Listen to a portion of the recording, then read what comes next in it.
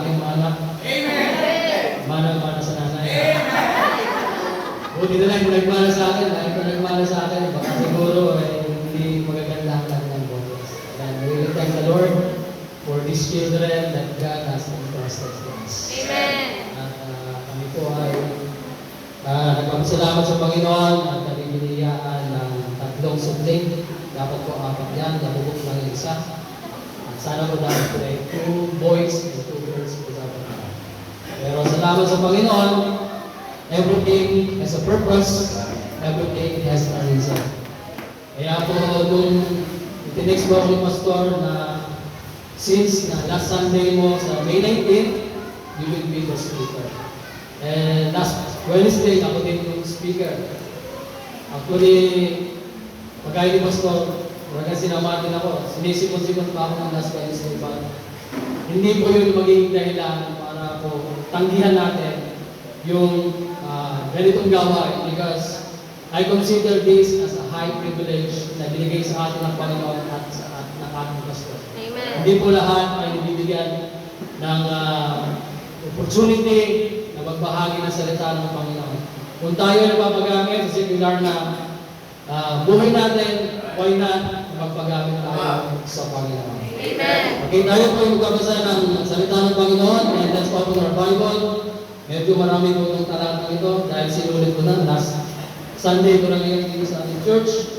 But still, kahit nandun ako Singapore, my heart still there. Okay? At makikita ko naman yung inyong mga pictures sa ating group chat at yung preaching ni Pastor every Sunday na ina-upload ko ng ating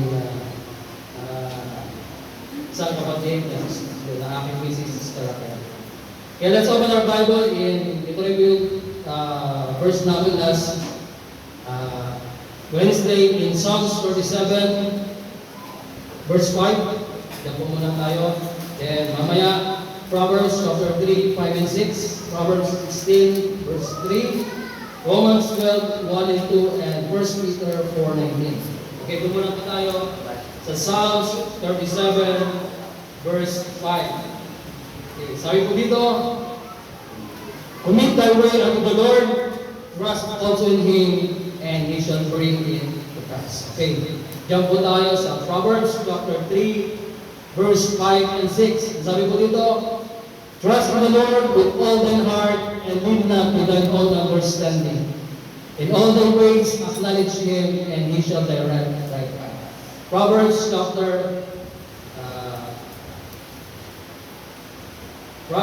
chapter 16, verse 3. Sabi po dito, commit thy works unto the Lord, and thy thoughts shall be established. Romans chapter 12, verse 1 and 2. Punta po tayo sa New Testament. Romans chapter 12, verses 1 and 2. Sabi po dito, I beseech you therefore, brethren, by the mercies of God, that ye present your bodies a living sacrifice, holy, acceptable unto God, which is your reasonable service. And be not conformed into this world, but ye transformed by the renewing of your mind, that ye may prove what is good and acceptable and perfect will of God. And last verse po natin in 1 Peter chapter 4, verse 19.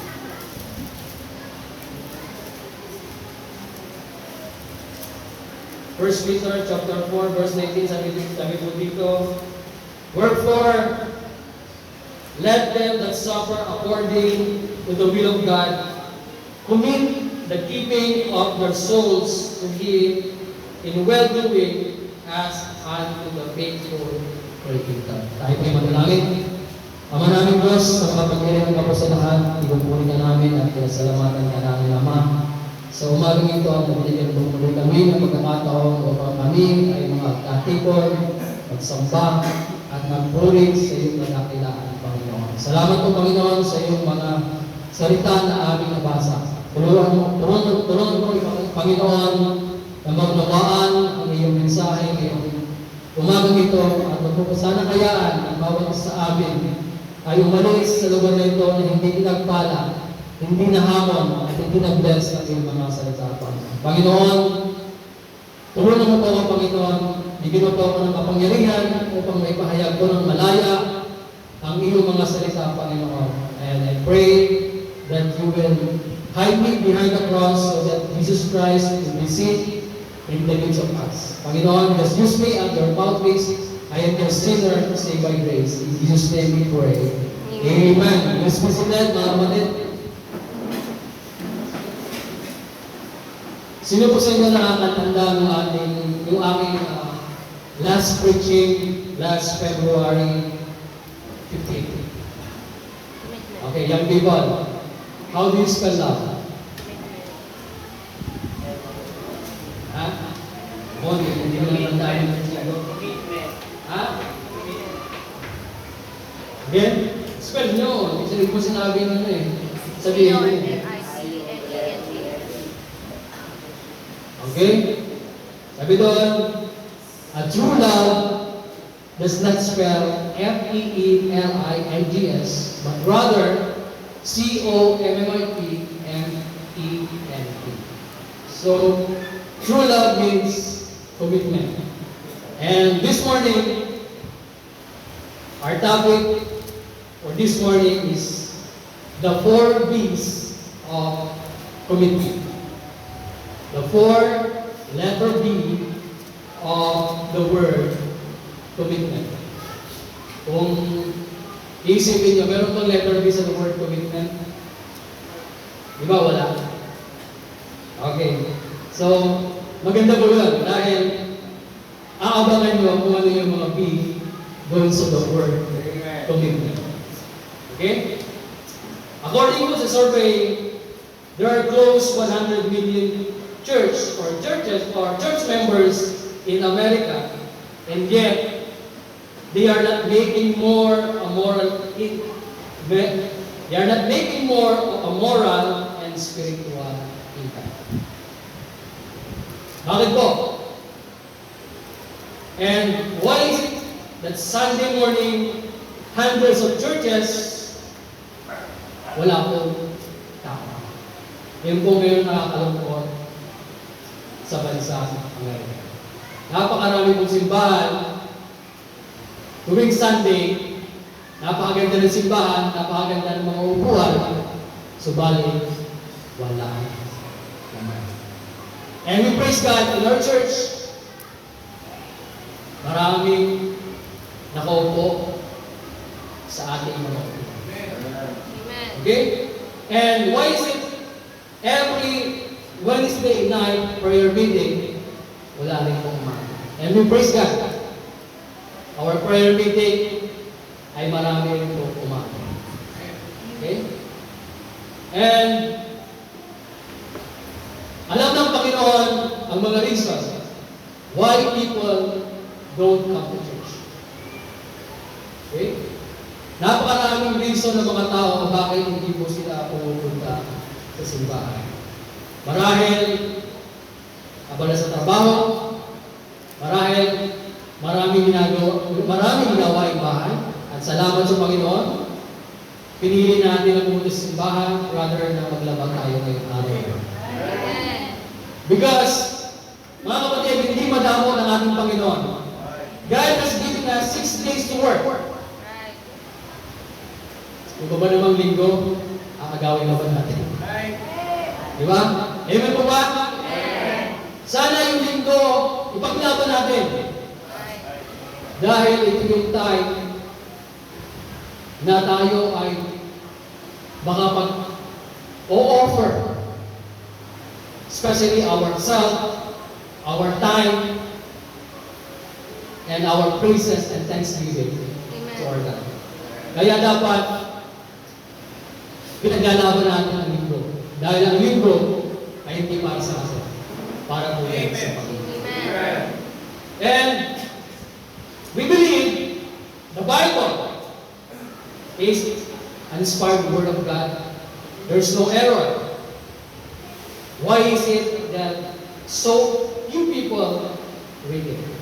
Mga kapatid, binabasa ko ba natin ang ating Biblia? Okay? I really thank the Lord Pastor gave me this study Bible. And this study Bible helps me a lot. Okay? Kung bibili ko to siguro napakamahal. Salamat, meron tayong mga resources dito sa ating church. Amen. Na hindi natin na kinakailangan bumili ng Bible. Kaya sana yung mga Bible na binibigay sa atin ng free, ingatan natin. Amen. Yung ngayong, especially mga young people na naman. Okay? Juniors, huwag natin sa walang bahala, o huwag natin just iwanan natin yung Bible natin kung saan-saan. Alam niyo po, yung mga Bible na yan, hindi naman po yan pinigulong. Right. Alam niyo po yung mga sa Amerika, they collect funds. At yung mga funds na yun, hindi naman just pinulong sa tabi-tabi. Pinaghirapan din po yung mga tao who are committed sa pagbibigay ng mga funds para magkaroon or makabili ng mga Biblia, and we are the beneficiaries. Amen. Dapat nga magpasalamat tayo. Dahil kung bibili natin yan, siguro it works 800, 1,000, 1,500. Okay? Kaya mga kapatid, if we believe that the Word of God is inspired, Word of God and inerrant Word of God, why is it that only a few people believe it? And then, if God is a prayer answering God, bakit kakunti lamang ang mga tao nag-pray? Okay? If God, He meant for us to ask, seek not, then why so little praying going on? Kaya nga, mga kapatid, napakahalaga po ang prayer meeting. Right. Kaya nga po, sabi ko sa aking mag-iina, kahit wala ako dito sa Pilipinas, sikapin nila na maka-attend ng prayer. I know, babalik-ulit sila sa dating lifestyle nila. Meron sila ng tricycle para makarating dito. Every prayer meeting. Medyo mabigat po sa akin. Hindi po pagkakahirit ko pero tutuloy-tuloy tayo. Amen po ba? Amen. And then, if you believe that there is none other name in heaven whereby we must be saved, then why we are not sharing the Word of God? Alam niyo po mga kapatid, the bottom line is this. There are many Christians, they lack of commitment. Ngayon po yung nakakalawa, wala po yung commitment sa isang pananampalataya. And we believe all of us here, we have our true commitment sa ating Panginoon. And our first point, yan. Okay, makikita yung letter B. The first key of commitment is be committed to God. Amen. Okay? Because God Himself committed to us. Kaya nga sabi ng John 3:16, for God so loved the world that He gave His only begotten Son, and whosoever believeth in Him should not perish, but have everlasting life. So that our response is in Matthew chapter 12, verse 13. And thou shalt love the Lord thy God with all thy heart, with all thy soul, with all thy mind, with all thy strength. This is the first commandment. Mga kapatid, kamusta po ang ating commitment sa ating Panginoon? Are we still in love with our Lord? Amen. I think yes. Because kung wala kayong commitment sa Panginoon, wala kayo ngayon dito. Marami nandun kayo sa SM, nagpapalamig. Ewan mo ba? Because pagpunta pa lang dito, ay nagsasakripisyo na tayo, gumising ng maaga, Amen. mag-prepare ng maaga, ihanda ang aming sarili, Ihanda ang lahat ng bagay pamunta niyo. Kaya po hindi po sayang ang pag-uulog dyan at pakikinig ng salita ng Panginoon. Mga kapatid, sana po, a real commitment does not have an on and off switch. Ano po ibig sabihin? Mga kapatid, sana po, if we are truly committed to our Lord, hindi lang po tayo maglilingkod sa Panginoon kapag ang buhay natin ay masaya. Right. Okay? It means our life switch on. How about if our life switch off? Paano kung tayo malungkot? Maglilingkod pa rin ba? Magiging committed pa rin ba tayo sa Panginoon? Sana po, yes. Kaya nga po lagi po sabi nga sa aking mga anak, whatever situation we may have, hindi tayo titigil, maglingkod, at magtapat sa Panginoon. Amen. Okay? Kasi hindi po yun ang basihan para po tayo ay tumigil sa paglilingkod sa Panginoon.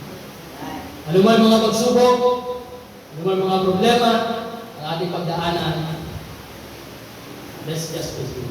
Sorry. Amen. Because that is a real commitment. Then, a real commitment is not just a Sunday thing. Okay? Sana po, hindi po tayo Sunday Christian lang. It's 24 hours a day, 7 days a week, 365 years, with no vacation or off days. Sana po, kung ano po tayo ng Sunday, dapat from Monday to Saturday, hindi po tayo. Young people, juniors, listen to me. Or listen to Pastor, listen to me. Sana, kung ano yung nakikita nyo, kung ano kayo ng Sunday, sana ipamuhay nyo from Monday to Saturday. Right. Sana kayo makitaan ng, because, guys, sinabi ni Pastor, you are a Christian student. Right. Dapat hindi kayo kakitaan ng kayo ang nagbubulakbol. Kayo ang pala absent. Kayo ang nangongopya. Diba? Dapat kayo yung maging role model. At gayon din sa ating lahat, sa ating mga trabaho. We believe, and I believe, we are working with our colleagues which are unbelievers. Sana makakitaan tayo na tayo ay isang tunay na mananampalataya na merong Diyos sa ating puso. Amen. If we are really committed to God, it will show. Others will see the fruits of your commitment. Kahit hindi ka mo magsalita, sa kilos at gawa mo lang, they can tell that you are peculiar person. Kaya nga, sasabihin ng iba, bakit si ganon kakaiba ang kilos? Ay bakit si ganon ay lubhang kakaiba ang kanyang sinasabi? He or she is very different. He is very peculiar. Bakit po? Dapat the identity, kung ano man yung identity ng maging identity natin sa school or sa workplaces natin, dapat na tayo ay isang Kristiyano, isang believer who are committed to our God. Amen. Kaya nga, dear brothers and sisters, kamusta po ang ating commitment sa ating Panginoon? Sana po, wala po itong on and off switch. Sana po, hindi lang tayo Sunday Christian. Dapat po, yung natutunan natin dito, i-apply po natin 24 hours a day, 7 days a week, 365 days, 60 minutes in 1 hour, 60 seconds, every 1 minute, hindi ko na po ipapatuloy. But The bottom line is, sana po, we must be committed. Kaya nga, yung pagpunta dito sa church, mga kapatid, sana hindi ito big deal, especially to us, Right. a believer. Hindi lang po be committed on God, and number two, be committed to prayer. Right. No wonder that 50% of all marriages end in annulment or divorce. Bakit po? Because there is no commitment. Okay. Alam niyo po mga kapatid, sa isang pag-asawa na mag-asawa, hindi naman laging puro saya. Okay? Dumadaanin kayo sa buhay na talagang malungkot. Pag malungkot ang buhay, ihiwalay mo na asawa mo.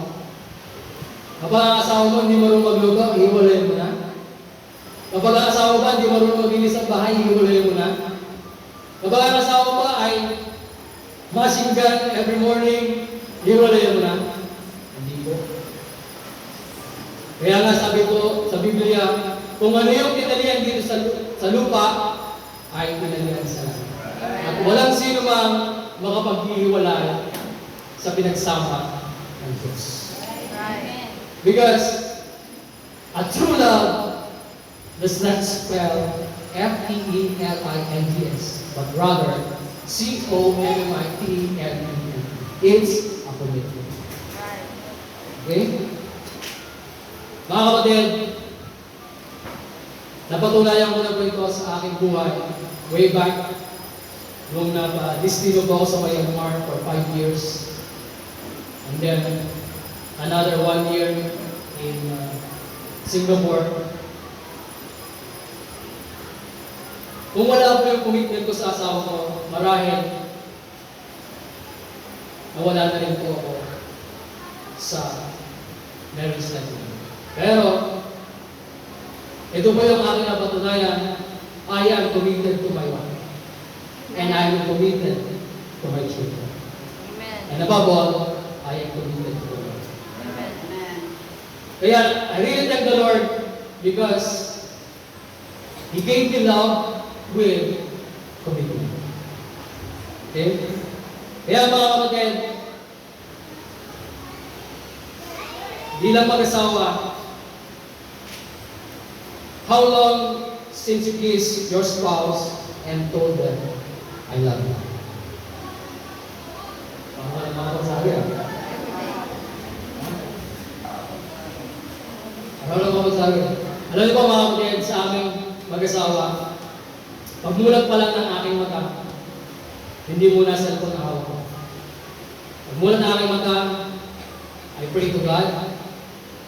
And then after that, hinahanap ko ang aking asawa, niyayakap ko, hinahalikan ko, at sinasabi ko, I love you. Amen. And yun po yung aming nakabuhayan. Meron din po siya. Pag-agising na nakabuhat na kanyang mata, marami na bili ako. Because I believe a happy wife is a happy life. Diba? Meron din po ang aking asawa. Pagmulat na kanyang mata, she prayed. Kung ako'y nasa higaan pa, gigisingin niya ako. And she hugged me and kissed me. And she said, I love you. Napaka-normal lang po sa amin mag-asawa yung word, I love you. Okay? At ganoon din sa aming mga anak. Si Rachel is one of our sweetest child. Kasi nga, siya yung hindi nakakalimot. Basta pagmulat ng mata niya, hanap niya yan. Pag kung sino mo muna makita, iyahabi niya. Kahit hindi siya nagsasabi ng I love you. Basta ha. So means, they love, he loves his parents. Iba rin naman si Janjan. Si Janjan talaga napaka-sweet din yung bata. Lahat naman po sila sweet. Kaya nagpapasalamat namin sa Panginoon. Then, hindi lang po pagsabi ng I love you. If you are really committed to your spouse, when was the last time you bought your spouse a gift with no reason? Mga men, nagawa na po na ba natin sa ating mga asawa? Na ibinilhan natin ang ating mga asawa ng regalo na walang reason? Or ibinili natin dahil tagtatakbo sa atin ang ating spouse? Sana po, kahit walang reason, kahit walang okasyon, ibili po natin ang ating spouse. Even a single token of appreciation to our spouse sa kanilang hard work every day, sa gawaing bahay pa lamang, sa pag-aalaga pa lang ng ating mga anak, it's just a token of our appreciation.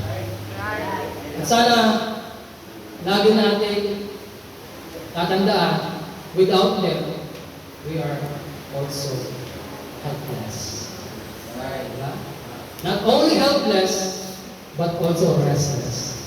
Kasi pag wala sila, tayo ang gagawa ng kanilang gaway, di ba? Tama po ba?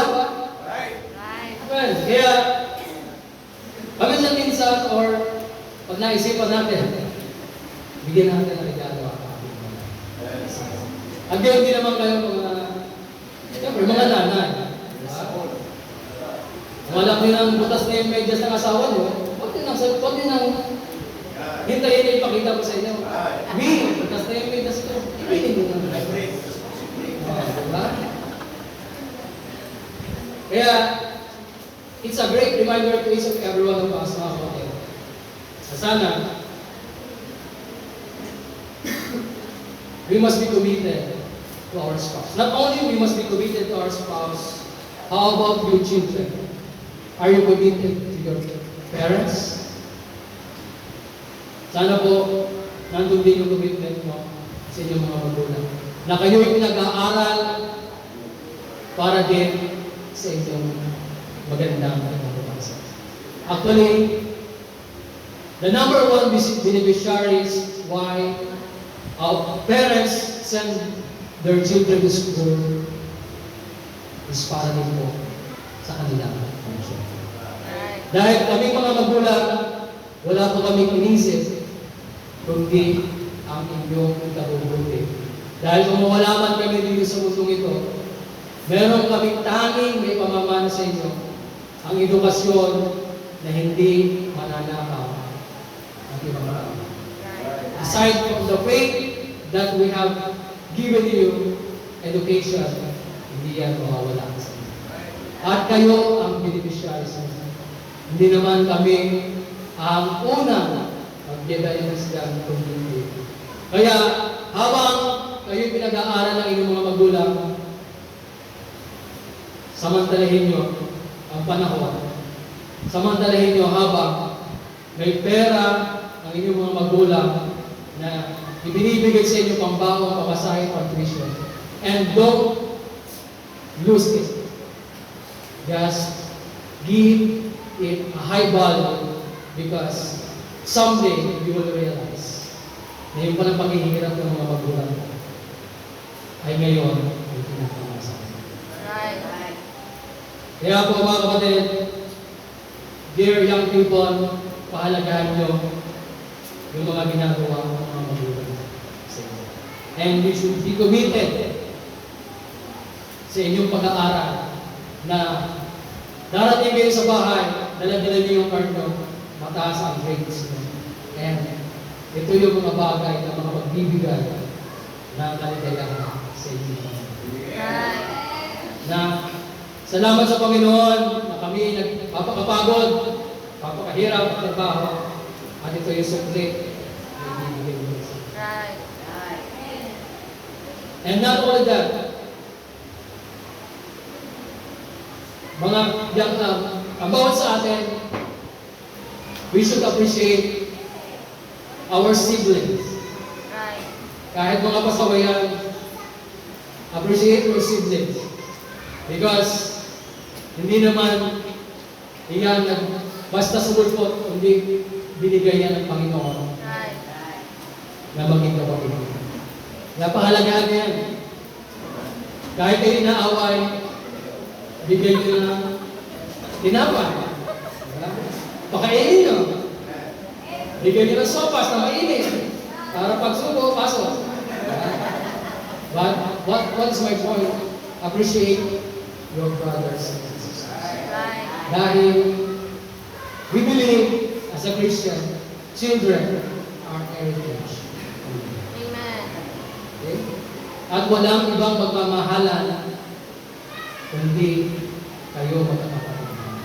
Wala pa ng inyong mga magulang, kayong mga magkakapatid na magdadawayan at magtutulungan sa isa't isa. Right. Hindi dapat ibang tao ang tutulong sa inyong kapatid.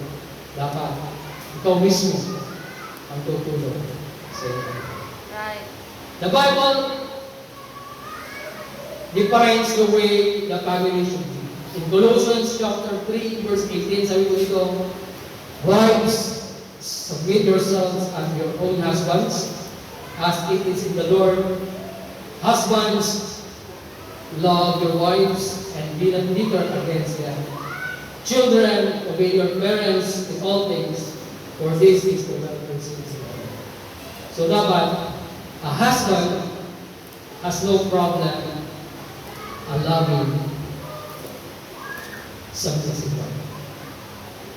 And likewise, a wife has no problem being submissive to a loving husband.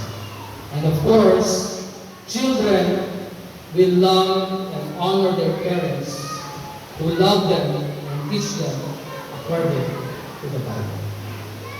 Right. So dapat, ganyan po yung magandang pasunuran ng isang pamilya sa loob ng tao. Because we believe we are not just only a family, because we are also Christian family. Amen. Dapat sa loob ng bahay, tayo yung nagtutulungan, nagmamahalan, magpapasunuran ng ayos, hindi kayo nag-aawayan at sisigawan sa loob ng bahay. So not only be committed to God, but also be committed to family. Nakakadalawa na po tayo letter B. Tutuloy ka po ba? Amen. Sana po, wag po kayo antukan. Medyo mahaba-haba po ito. Hanggang 9 p.m. po tayo dahil po yung flight ko, 9:40. Okay, bawat tatong letter B is be committed to your